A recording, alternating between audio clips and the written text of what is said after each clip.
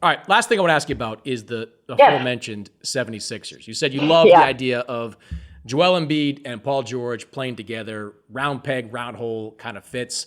First game of the season, neither one of them's on the floor. Paul George's got an injury.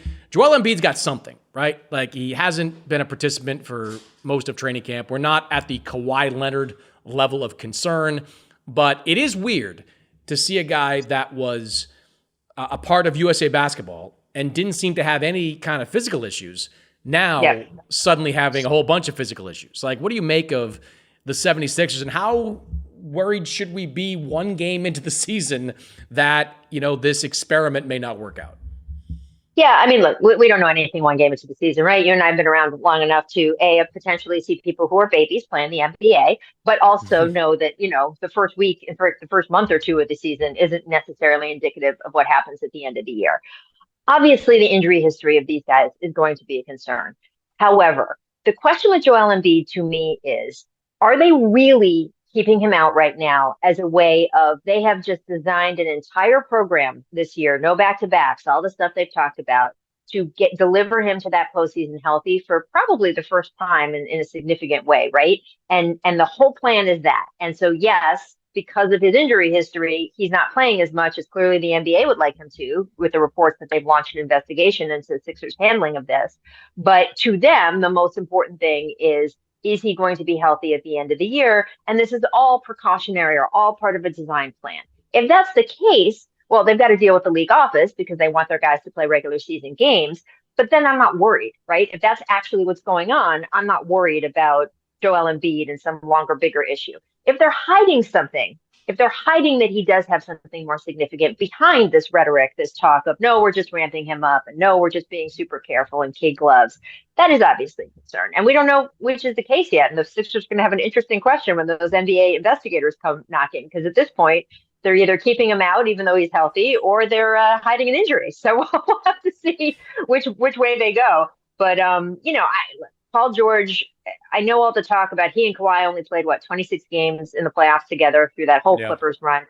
A lot of that was largely Kawhi. Like, let's not pretend. Like, yes, Paul did miss certain patches of that in a way you wouldn't want to for someone you're depending on and paying that much. But a lot of it was Kawhi. And I live here in LA. I was at a lot of those games where there was just Paul George, Kawhi Leonard on the bench. So I think with Paul George at this point of his career, it's just kind of luck. Like, is he going to have a freak injury or something that sort of is a overuse injury at the point you don't want him to? Or is he going to be healthy at that point you want him to? And obviously for basketball in general, it would be more fun for all of us if the Sixers are a competitive team and he's healthy in that window. So I love watching Maxey play. I love the work ethic he has. I love his personality on the team. I don't think that can be underrated. He's a great presence for them in the locker room. I'm intrigued by them, but I just haven't seen anything yet because of all, the withholding of guys from the court. Yeah, the whole withholding injury information is weird. We still see that with the Clippers and Kawhi, who they just seem terrified of Kawhi Leonard and his team to say anything that might be revealing about the status of his knee. But the Sixers have been. I don't think they know. You think that they're hiding it? I don't think Kawhi. But they do some dumb things, right? Like Lawrence Frank during the summer saying, "I can't believe USA Basketball sent Kawhi home." Like, you're telling me you weren't popping champagne corks in that office when they did? I don't know if they had anything to do with it, but that was the best case scenario for the Clippers. The whole everything with Kawhi's injury stuff has been weird from day one, not just this season, but from day obviously one. The Embiid Spurs, stuff, right? I mean, yeah. I've been hearing immediately after last season that this approach with Embiid was how it was going to be. That that he was on board with hey, you won your MVP, you've been All NBA, you've been a multi-time All-Star. Let's forget all that. Let's create a pathway to get you to 100% come April, because we can't have you dragging that knee around in the first and second round of the playoffs. Not when you're playing 40 minutes a game and carrying a heavy offensive burden. He was on board with all that. So I get that, he's not playing back-to-backs will piss a lot of people off.